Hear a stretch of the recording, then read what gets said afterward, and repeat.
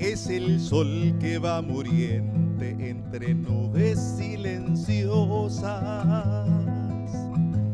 arrastrando hacia el ocaso ese bello atardecer. Lleva el beso ya postrero de la frágil mariposa, libando néctar de rosa y almibarado clavel. Como un suspiro lejano llega el viento perfumado, trayendo cantar a Luque de su aromado vergel. Laurel de Costa Sosa y Guadure, Isla Abogado, y del jardín admirado, Cañada San Rafael.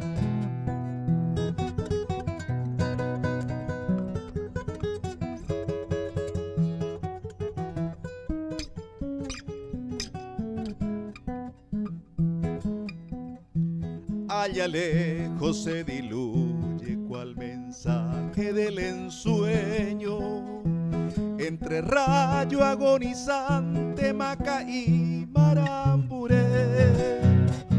Con la cálida sonrisa los pacíficos lugareños, con el arpa y la guitarra cantan dulce a valle.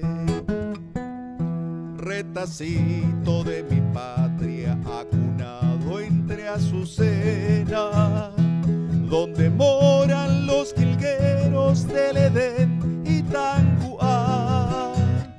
Tarumandé legendario y Tapuamí con su selva, y Moracuel terruño cuna de felicidad.